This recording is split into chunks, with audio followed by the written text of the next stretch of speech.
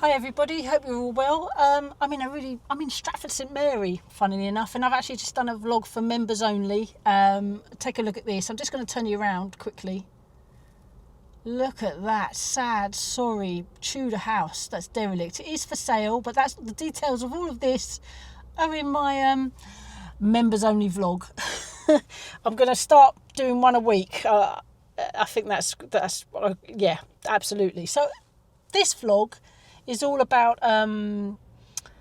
what is Bovaer really truly necessary. Now some of you might say, well, you're flogging a dead horse, but there was two articles that made me, or at least one article that made me think, hang on, this proves that Bovaer is a completely unnecessary, expensive product that if a farm, because farms are under huge pressure to go net zero, and if they're under huge pressure to go net zero, then they obviously going to be trying things to in order to do that, because they are under huge pressure for that. So whether you agree about net zero, that's not really relevant, because at the moment, because there's no point, because farms are trying to go to a net zero, to be as net, to reach that for whatever reasons. And Bovaer being a chemical additive, and I know if some of you might say, but it's not in the milk. Well, the FSA say that there are traces. It just that it doesn't reach levels of concern. Well, let's leave us with the concern, because obviously they don't really care. So I saw this article about an Oxfordshire farm that went beyond net zero. I think it was like -49, whatever that means, using regenerative farming. It's an organic farm, so it does not use Bovaer, and it had reached this sort of it gone beyond net zero through a sort of rotational crops, not rotational. It's a dairy farm, pastures rather, not crops. Where the cows were moved on a regular basis, and even the cows actually were overwintered outside, which they said meant that they didn't need so much of feed being brought in and all that kind of stuff. So let me just find my email where I linked the article, because that was my way of remembering. Hold up a minute. Right, this was literally what's the date today? It's the 8th. So this will go out tonight. Grass-fed livestock, a picture of it will come up there, could help fight climate change, says report.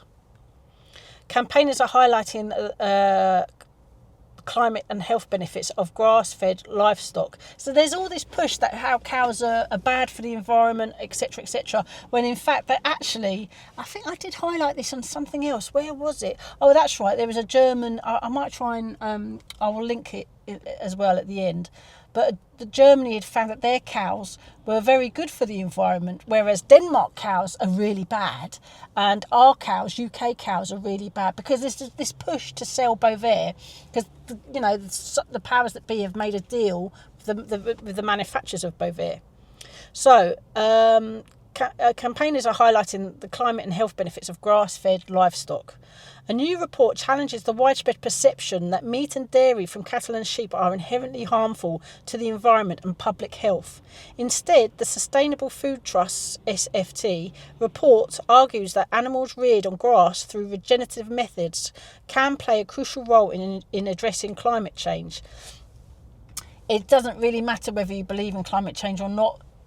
They're having to sort of react to as if it was real, etc., etc. That there's a whole big debate about whether it's real or not. The fact is, farms are under massive pressure, aren't they, to kind of respond to this. So they have to respond. As long as they're not feeding chemical additives to their cows, then I think regenerative farming to me sounds like an absolute winner. Entitled "Grazing Livestock, It's Not the Cow but the How," and that's actually they give a link in this article, the link will be in the description. The charity highlights the significant differences between industrial grain-fed systems and nature-based pasture-fed livestock systems, and obviously intensive farming. I mean, Arla, who like to portray that there are more grass-fed cows, are actually intensive cows. I did highlight this a few months ago, where they were heavily criticised about their perceived marketing image, where they give the impression that they're green and friendly when in fact they're intensive. And you know, I mean, that Arla farm where the cruelty was happening. All in my previous videos, and I have a Bovaer playlist as well, if you'd like to look back at them. It emphasises that livestock reared without synthetic fertilisers or chemicals on pasture they are naturally adapted to contributes to soil health, biodiversity and rural economies while providing nutrient-rich food. That's really important, because there's obviously this massive push to saying that cows are that they're bad for the environment, that lab-grown food is better because you're not using so much land, even though it actually economically it's really, really high cost. And then they've not got that far in terms of quantity. They can't scale up in lab-grown meat, but they kind of, it's a baton that they use to hit the farming communities, or threaten their livelihoods, if you like. It emphasises that livestock reared without synthetic... Oh, I've read that. Lord Debon, even, former chair of the UK Climate Change and Committee, welcomed the report. It could help to resolve some of the not inconsiderable public confusion about the impact on climate change of ruminant animals in general and cows in particular. This confusion has led to a widespread view that all cattle are unsustainable, but it doesn't have to be this way, provided we farm and eat differently. Yeah, very true, very true. I mean, in a way, if your budget allows it, to shop at a farm shop is really important. If your budget allows it. Obviously, there's going to be people in cities where they're nowhere near a farm shop, etc. They've got a little choice but to go to a supermarket. But you could argue that maybe the organic, you see, they're so expensive, it's difficult. If you're on a budget, a tight budget, that's not really one of your options. But there are swathes of people who have budgets that can afford to shop in farm shops, that's actually shop in supermarkets. Make the change, shop if you're able, shop in a farm shop if you can afford it, for your own sort of, to support the industry, because it's under attack, that's for sure. The report represents a detailed contrast between industrial livestock production and lower yielding but more sustainable regenerative systems. So SFT modelling suggests that pasture-based cattle and sheep could provide significant proportions of key nutrients, such as up to 98% of the UK's vitamin B12 needs and 30% of its protein, without relying on global supply chains or high chemical inputs. Actually, I was just thinking, this is one of the articles. People have been led to believe that all meat is bad, but what really matters is how the food has been produced and whether that farming system supports or undermines the health of people and the planet. So I'm going to leave that article there, because there is another one that I did want to... This is really important, and it was produced on the 7th of May. I will put a link in the description to this, but there is another one, and it is literally about this net zero farm. So I have to try and find it, because it's not that one. So again, I think this was on the 7th as well, 6th of May, so it's only just happened. I'll put a picture of it up there, but just so you can see. So it's my record anyway. Net zero beef achieved at FAI farms with regenerative grazing. So this is the real reason why Bovaer really, it isn't necessary if you're trying to kind of get to net zero as a farm.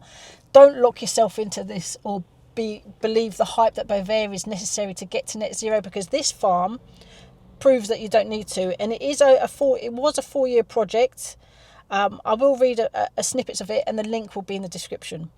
A pioneering trial has demonstrated that net zero beef production is already a reality due to regenerative farming practices and robust scientific monitoring.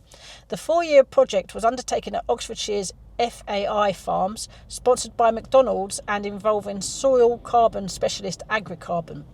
It found that a shift from rotational to adaptive multi-paddock, or AMP, grazing enabled the 486 hectare organic farm to achieve a net carbon balance of minus 49.7 tonnes of CO2 equivalent. The result stems from a combination of low emissions, and significant carbon sequestration in permanent pasture. I think that carbon sequestration refers to this. I'm going to put a picture on here of the cycle of CO2 and how it kind of goes up, goes and then goes down. It goes into the soil, the grass eats that, and essentially they contribute to helping deal with that cycle. I mean, hopefully you're seeing it on the image, and hopefully that makes sense. I'm no expert, as you probably already gathered. The result stems from a combination of low emissions and significant carbon sequestration in permanent pasture. I've already said that. The modelling was underpinned by comprehensive soil analysis led by Dr. Harry Camillaris of Agricarbon, which confirmed that regeneratively managed beef cattle can sequester more carbon than they emit. So obviously this isn't an intensive farm, so that the intensive farms, it might well struggle with that system of rotational multi-paddock thing, because I think they're kept indoors a lot longer, and perhaps that's where Bovaer is going to be used. I think intensive farming, obviously it's the supply and demand. If only, I don't think intensive farming is not great. That's probably where the meat ends up in most of our supermarkets. We've known for some time that healthy soil can sequester high amounts of carbon, and it's fantastic that these figures can form part of the growing global evidence to back this up. Our data supports companies like McDonald's with their commitments for sustainable sourcing from carbon-rich and healthy soils. I mean, it's good that McDonald's are doing that. Fair play to them that they're helping to figure out better ways where they probably get their supply. Maybe that's what they're after, is can they, if their beef burgers become linked to this kind of low carbon net zero whatever, then they can probably say that their carbon footprint is low, blah, blah, blah. It's all down that line of whether you believe net zero is real or not. The thing is, it's so massive that there's, the industries are captured by it. So, but, regenerative farming to me sounds fantastic, whether you believe in net zero or not. And sounds good for the soil, for soil health, and good for the cows. If that grows, that's only a good thing. It allows them to reduce emissions in their supply chain by supporting farmers to introduce advanced grazing practices. And we can use FAI Farms' approach to help farmers adopt these practices across the country. Soil sampling conducted by Agricarbon in May 2022 across 3 key fields revealed a total carbon stock of 3,977 tonnes, an average of 107 tonnes per hectare. According to Carl Williams of FA Farms, let's just say, these findings, when combined with gross emission figures, confirm that the farm is operating beyond net zero. The transition to AMP, or what was it? Oh no, I can't remember what AMP stood for now. What was it? Adaptive multi-paddock. The transition to adaptive multi-paddock grazing involved moving cattle frequently between tall, rested pastures, allowing extended recovery periods for vegetation. This change increased grass yields and allowed livestock to be kept outdoors throughout winter, reducing the need for supplementary feed and bedding. And obviously, if this wasn't an organic farm, if they did the same thing, they could probably achieve the same thing. So you would not need Bovaer. That's my point. That's the whole point of this vlog. We only brought in a small amount of feed for the 90 dairy store animals. The 80 suckler cows and followers were sustained purely from grazing and forage produced on the farm, said Mr. Williams. We do not use synthetic fertilisers and have low bedding requirements due to outwintering the suckler herd. I mean, obviously this is a smallish farm, but could this be scaled up to bigger farms? Depends on I presume so. If they have, if they could shift their cows, it's just I think it's a good thing. Over the course of the project, laboratory analysis revealed significant increases in soil organic matter and active carbon. So it improves the soil, which is really important because the soil health can be really depleted in intensive farming, as a lot of you know. At a depth of 0 to 10 centimetres, soil organic matter rose from 7.6% to 9.2%, while at 30 to 50 centimetre depth, it increased from 2.7% to 4.4%, which is almost double. Active carbon levels surged by 5% and 81% respectively across the same depths, highlighting the importance of measuring soil health beyond the top layer. As soil organic carbon builds relatively slowly, our plan is to collect further data in spring 2027 to support the transition with transparent and robust data sets, added Dr. Camilla S. Sorry if I said your name wrong. This initial paper and baseline underpin the science. The data we generate from remeasurement will then underpin the integrity of carbon removals reported. This is an important step for the whole supply chain, enabling farmers and processors to reduce the overall carbon footprint of beef production and help them to meet net zero aspirations. Aspirations, yeah. I think in a lot of senses they're being forced to by governments across Europe and UK, which is why if you have to reach a net zero target because you're being told to do it without Bovaer, move your cows a bit more often. I don't know, I'm not an expert, but this to me highlights the fact that something like Bovaer is completely unnecessary. Changing the internal structure of a cow's stomach so it doesn't burp is completely unnecessary. Arla are reducing their they've apparently reduced the trial, but it's still ongoing, and apparently it's ending at the end of this year.